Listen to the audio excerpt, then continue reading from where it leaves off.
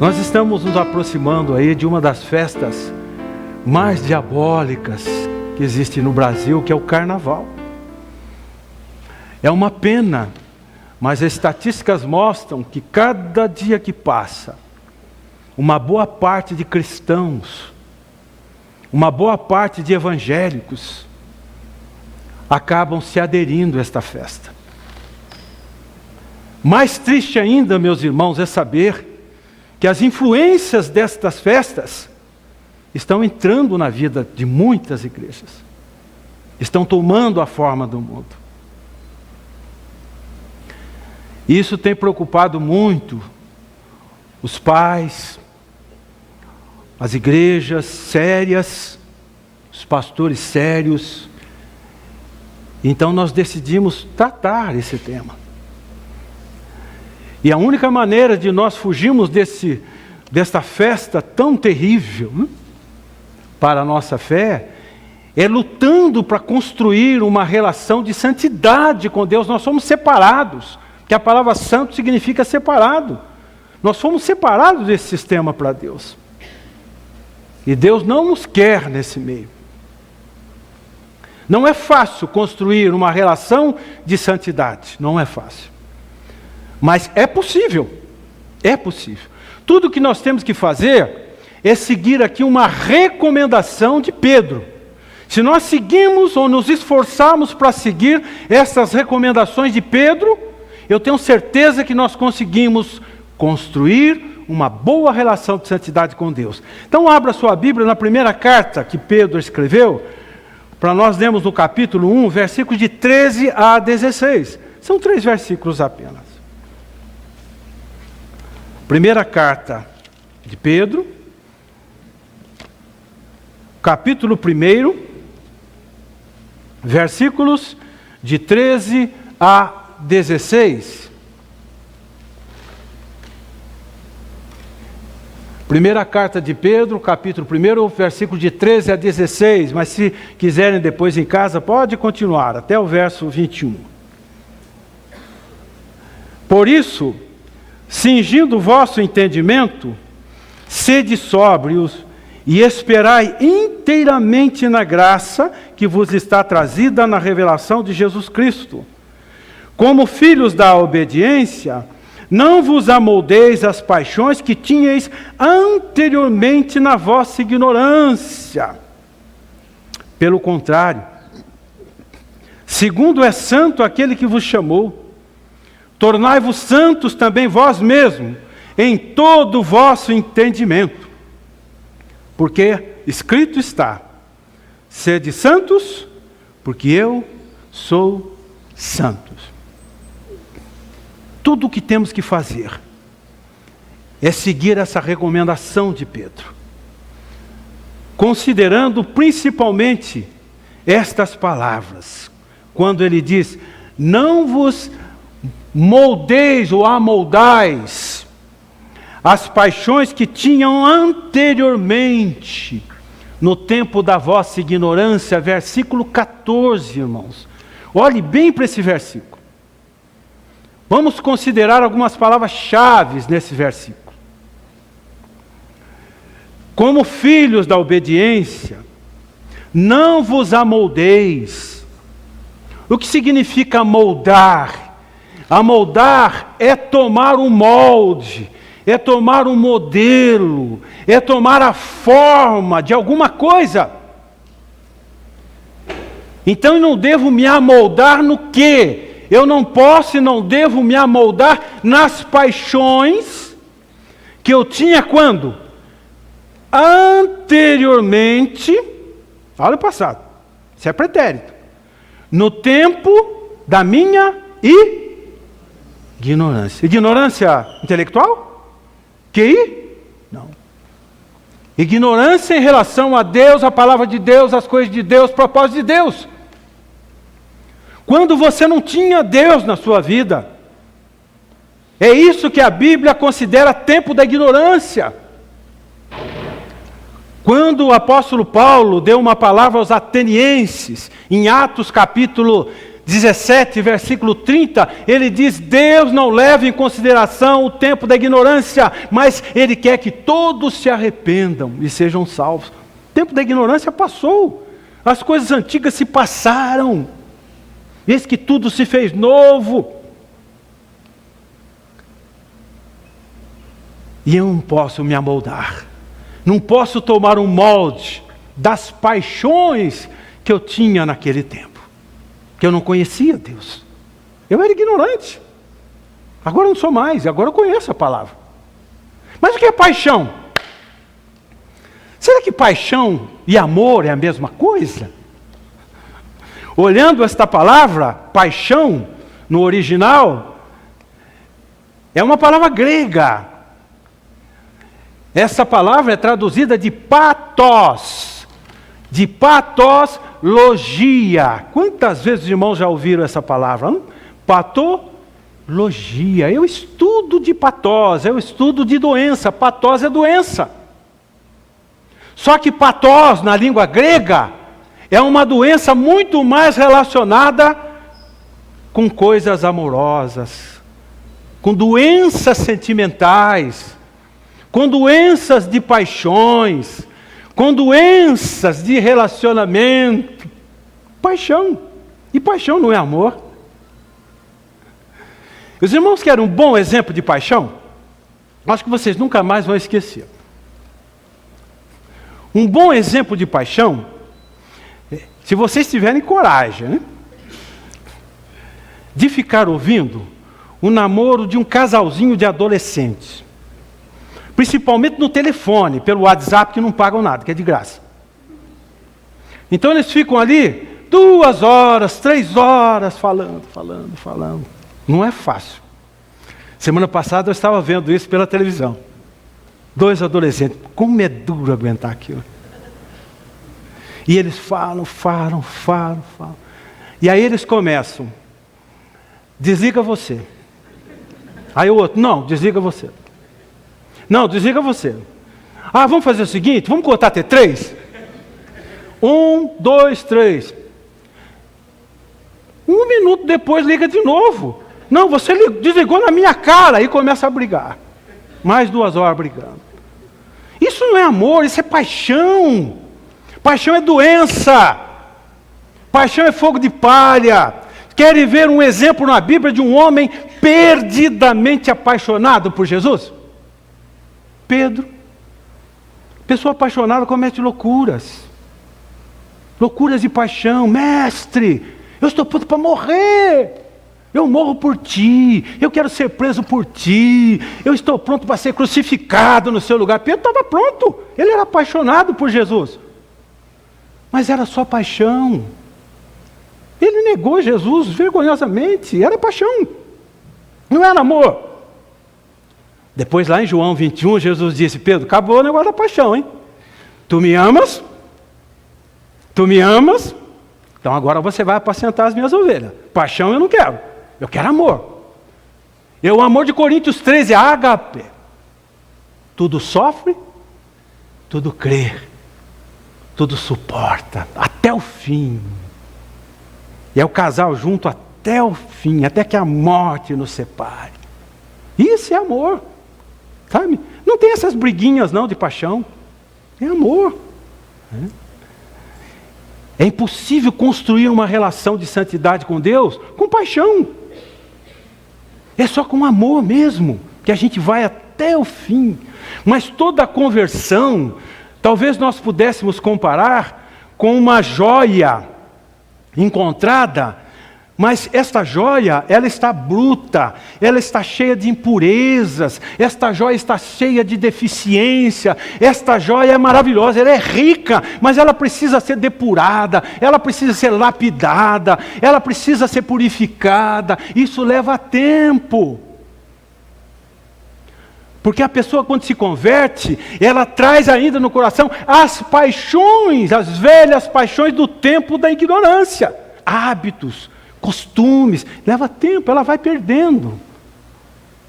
Isso é santidade. Eu me lembro que preparei uma senhora para batizar, num grupo, lá na outra igreja, né? E ela estava firme, né? No dia do batismo, que foi na escola dominical, a igreja estava lotada, né? Ela foi a primeira que desceu na água, mas quando ela desce na água, ela disse: Virgem Maria, eu não sabia que a água estava fria. Grita assim, sabe? E todo mundo riu. O presbítero, o pastor: mas a mulher precisava ser melhor preparada. Irmão, isso é paixão, isso passa, daqui a pouco ela vai aprender a amar Jesus de verdade. São hábitos, são cacuetes. A pessoa vai perdendo aos poucos.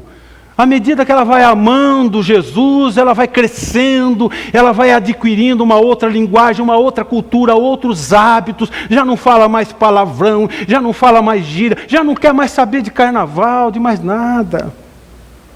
Agora ela ama Jesus. Não é paixão, né? Todos os discípulos de Jesus, os apóstolos, ainda carregavam no coração velhas paixões do tempo da ignorância. Por que Tiago e João pediram para incinerar os samaritanos? Ainda carregavam paixão do passado. Pedro negou Jesus, ainda carregava velhas paixões. Ele estava sendo trabalhado. Aí nós podemos lembrar do André, do Felipe, Tomé, todos ainda carregavam no coração, ainda alguns cacuetezinhos das velhas paixões. Mas tem que crescer. Não faz sentido o irmão estar na igreja 10, 20, 30 anos, carregando ainda paixões do tempo da ignorância. Isso não é amor por Jesus. Ele quer santidade. Santidade. Agora não é fácil. Mas quando Paulo diz: já não sou eu quem vive, mas é Cristo que vive em mim. Só Jesus pode nos ajudar na construção de um caráter santo, na construção de um caráter novo, renovado, na construção de um caráter transformado. Sozinho, impossível. Ele é o oleiro e nós somos a massa. Nós somos o barro.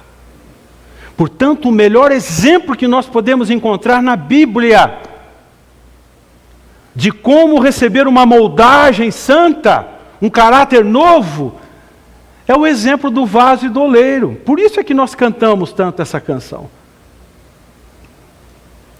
Deus poderia ter enviado o profeta Jeremias na casa de tantos outros profissionais. Naquele tempo já haviam pedreiros, marceneiros. Naquele tempo já haviam copeiros, ferreiros. Mas Deus enviou o profeta Jeremias na casa de um oleiro. E disse: eu quero que você fique ali observando o oleiro a confeccionar um vaso. E ele ficou ali olhando. E ele teve duas surpresas. Enquanto o oleiro, com as suas mãos, ele preparava aquele vaso de barro, ele percebeu que o vaso estragou. No momento em que ele pensava que o oleiro fosse refugar aquele vaso, o oleiro daquela mesma massa, com aquela mesma massa, fez um vaso melhor, novo, e fez a aplicação. Não poderia fazer eu como este oleiro, ó casa de Israel. Como vasos nas mãos do oleiro, assim sois vós em minhas mãos. Esse é o desejo de Deus.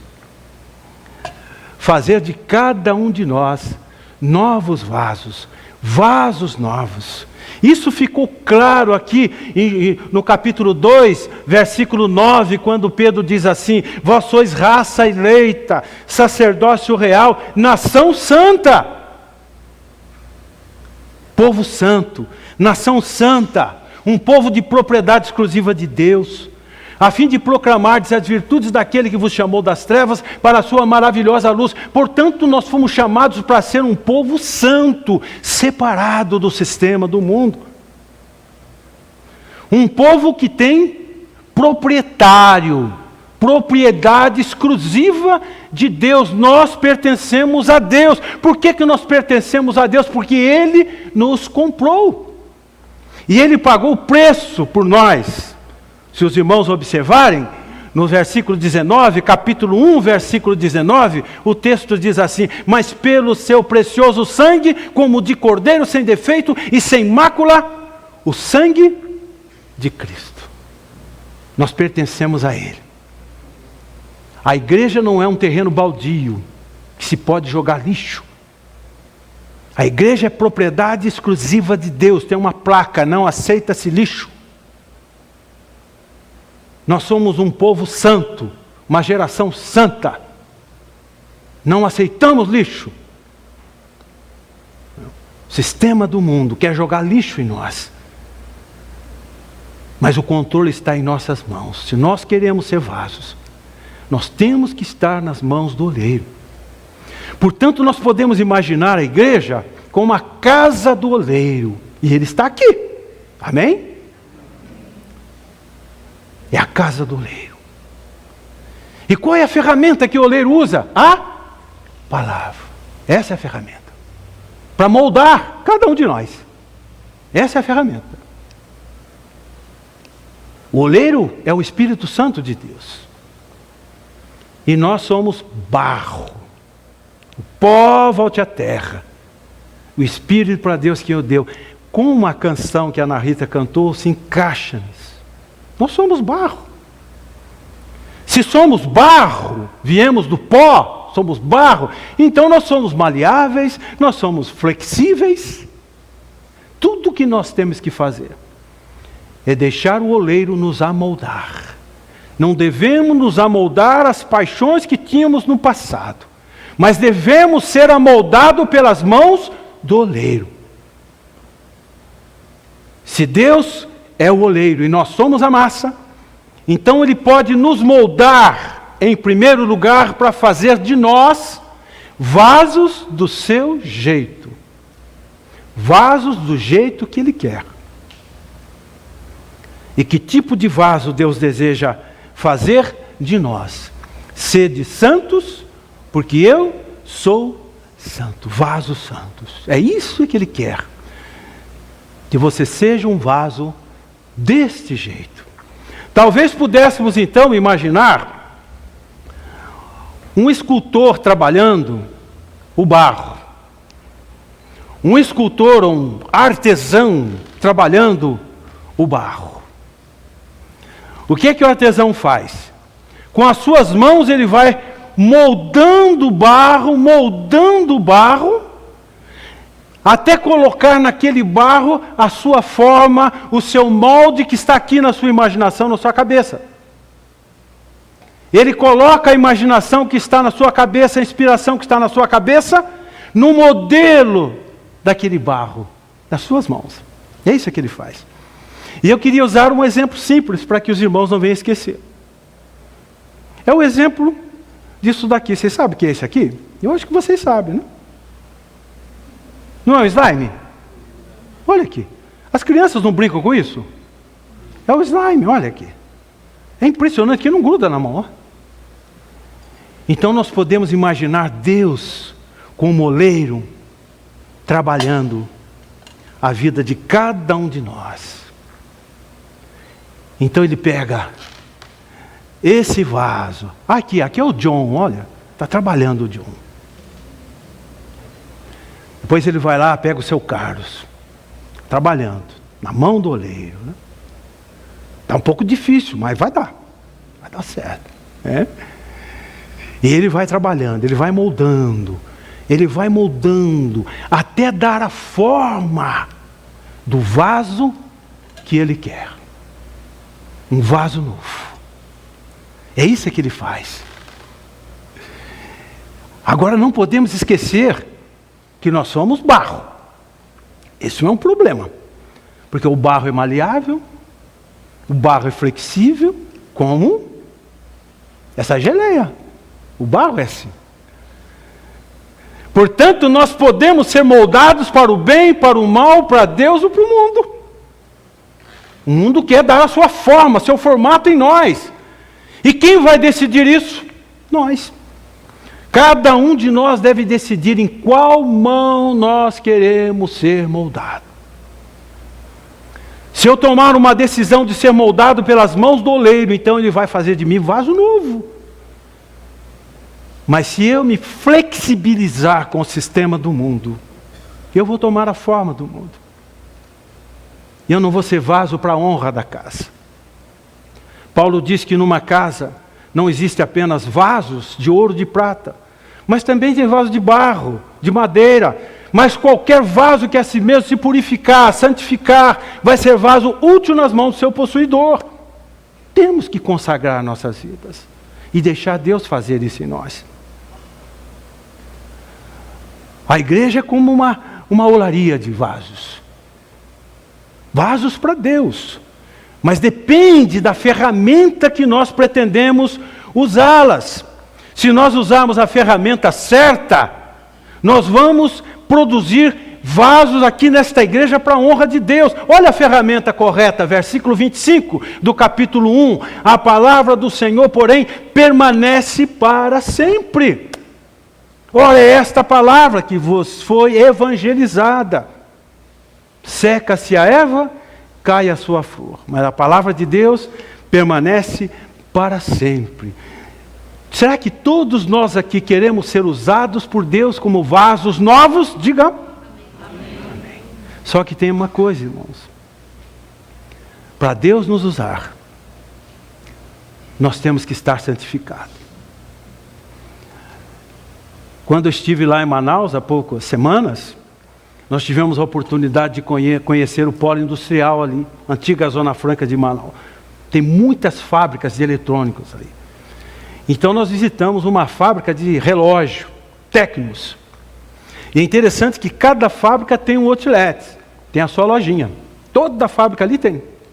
Então você vai na fábrica, depois vai no outlet, vai na loja.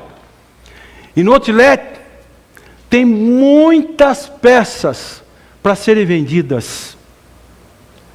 50%, 70% de desconto. Que eles dizem, com pequenas avarias. Pequenos arranhõezinhos que a gente nem percebe. E os compradores então vão ali, compram aquelas peças e vendem no mercado. Mas Deus, na sua onisciência, Ele não se deixa enganar pela aparência. Ele conhece os pequenos arranhões do nosso caráter. Ele conhece as pequenas avarias, por mais imperceptíveis que sejam, e Ele diz, reprovado. Mas nós, seres humanos, deixamos muito se levar pela aparência. Até o profeta Samuel, quando chegou na casa de Jessé, para escolher um dos filhos para ser rei, cada filho de Davi que aparecia na sala dizia, está aí o vaso. Oh, que vaso de bênção. E Deus dizia o que para ele? Não atente para a sua aparência, porque logo o rejeitei. Deus conhecia o caráter de cada um. De cada um. Você não tem mais filho, Jessé? Não, tem um, Davizinho, mas ele cuida de ovelhas. Traga ele. E é esse é o ungido. Esse vai ser meu vaso. Esse vai ser meu vaso. Deus não se deixa levar pela aparência. Jesus tinha um ateliê maravilhoso de vasos restaurados. E todos podiam admirar. Mulher samaritana, mulher adúltera, Zaqueu, demoniado. Oh, mas esse homem não era um endemoniado. Era. Mas todos eles foram moldados, passaram pelas mãos do oleiro, receberam um caráter novo, caráter santo, caráter transformado. São vasos nas mãos do oleiro. Ele pode nos moldar para ser vaso do seu jeito, do jeito que Ele quer. Mas Ele também pode nos moldar para ser vasos usados por Ele. Apesar da nossa fragilidade, das nossas deficiências, nós podemos nos tornar vasos poderosos nas mãos de Deus. Mas primeiro Ele precisa nos moldar com santidade. Então quando Paulo diz lá em 2 Coríntios 4, 7, eu tenho porém esse tesouro em vaso de barro, para que a excelência do poder seja de Deus e não de nós. Paulo não estava se referindo à aparência do vaso, Quando ele disse, eu tenho esse tesouro em vaso de barro, não era aparência. Ele estava se referindo ao conteúdo, ao que estava dentro do vaso. O vaso somos nós. Mas ele estava dizendo que nós temos um tesouro precioso dentro de nós. Nós temos a excelência do poder dentro de nós. E é este poder, é este tesouro que pode mudar, pode transformar, pode regenerar, pode fazer de nós vasos novos. Mas o poder está dentro de nós. É o Espírito Santo. Só Ele pode fazer essa obra. Por isso é que Paulo diz, ainda que o homem exterior se corrompa, o interior se renova a cada dia. Perseguidos, porém não desamparados. Perplexo, porém fortalecido. Tudo posso naquele que me fortalece. Maior é aquele que em mim está, do que aquele que está no mundo. Irmão, o segredo está dentro de nós. É esse poder que está dentro de nós que pode nos moldar, para que nós possamos ser usados por Deus. Tem uma fábula muito bonita dos dois vasos. Um vaso era intacto, o outro velho, quebrado. E uma senhora colocava os dois vasos na ponta de uma vara, colocava aqui no pescoço, e ela buscava água todos os dias numa fonte para levar para casa. Caminhava quase 1 quilômetro. Mas quando ela chegava em casa, o vaso intacto estava cheinho de água. Mas o vaso rachado, quebrado, chegava pela metade. Então diz a fábula que o vaso rachado disse para a dona, eu quero ser destruído. Eu estou cansado. Eu estou velho, rachado. Não estou dando conta da minha tarefa. Olha, eu chego aqui com a metade da água. A dona do vaso disse, não. Eu quero mostrar como você é importante. Pegou aquele vaso rachado e trouxe ele de volta pelo caminho que ela fazia com ele todos os dias. E foi mostrando ali, naquela estrada, flores maravilhosas, plantas, árvores. E disse, sabe por que essas árvores estão aqui, existem essas flores, essas plantas? Porque todos os dias são regadas com as suas águas derramadas. Eu nunca me esqueço da esposa, doentinha ali no hospital, pregando. Não importa se você está doente, sentadinho ali fazendo quimioterapia, pregando. E às vezes eu ficava até vergonhado perto dela. Que coragem de pregar. Tudo que temos que fazer é deixar o Espírito Santo moldar. Eu quero um molde de santidade para ser usado. Mas Ele pode nos moldar também para fazer de nós vasos resistentes, fortes, imbatíveis. Se os irmãos observarem, logo no início desta carta, no capítulo 1, versículo 1, Pedro está escrevendo para 5 igrejas mais perseguidas na história. As igrejas que foram mais perseguidas do que as igrejas de Atos. As igrejas da Ásia. Esses irmãos estavam sofrendo as perseguições durante o governo de Nero. Do tempo das tochas humanas. Os crentes eram queimados vivos.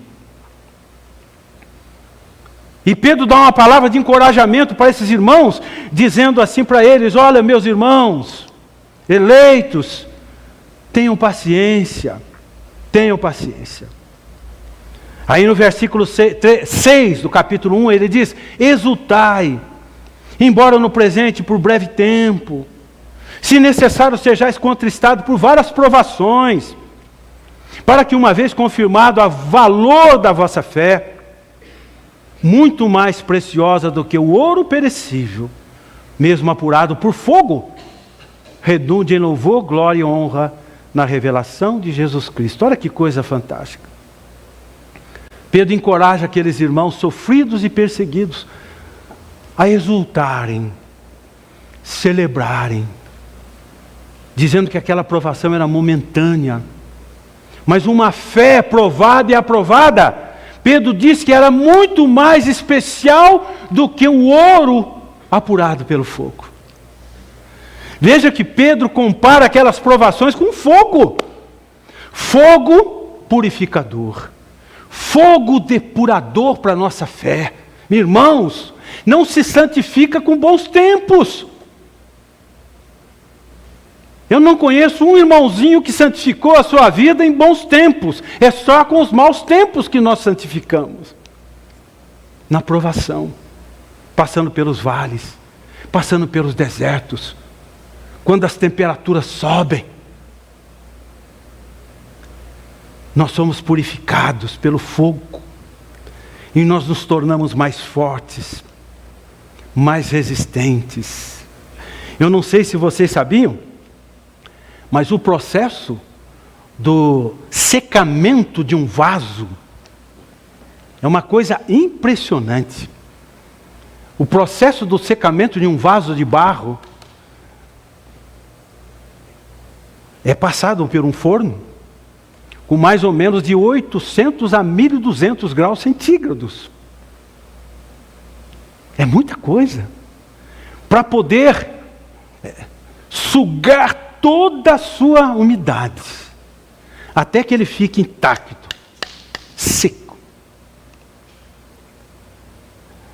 resistente.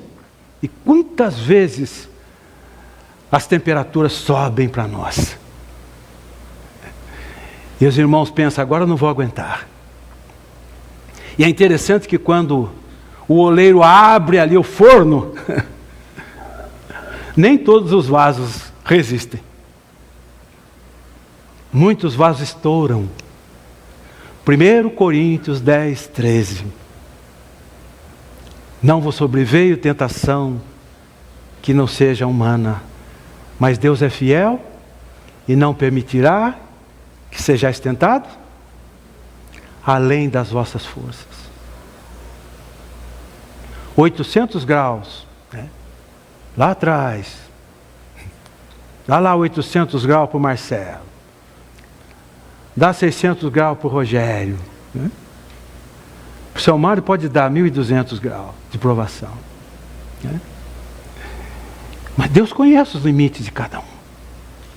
Numa escala de provação, talvez pudéssemos dizer que a pior de todas as provações, que eu acho que chega a 1.200, 1.500 graus centígrados, é a perda de um ente querido.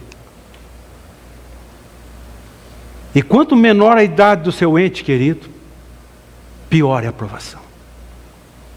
Pior é a provação. Né? Imagina você do lado da sua esposa, 12:30 no relógio. Ela para de respirar. Temperatura vai. E nós saímos desse forno mais fortes, mais resistentes, mais imbatível. São vasos que Deus pretende usar, mas tem que passar pelo forno. Irmãos, não adianta. Nós nunca vamos ser vasos novos com festas nos bons tempos. É na tempestade que se testa o marinheiro, para ver se ele é bom mesmo. Mas Deus pretende usar vasos nessa igreja. Preparar, moldar vasos nessa noite. E eu quero terminar essa palavra lendo o início do nosso trecho, que é versículo 13. Por isso, cingindo o vosso entendimento, sede sóbrios, esperai inteiramente na graça que vos está sendo trazido na revelação de Jesus Cristo. É só pela graça, meus irmãos. Só pela graça. Só pela graça que nós conseguimos nos tornar vasos novos. É só pela graça que nós podemos ser usados, conseguimos ser usados por Deus. É só pela graça que nós vamos conseguir construir uma relação de santidade com Deus. Só pela graça. Mas é preciso querer. É preciso que você nessa noite diga, Senhor, eu sou um vaso de barro. Frágil, sou pó. Mas eu quero ser moldado. Moldado pelas suas mãos.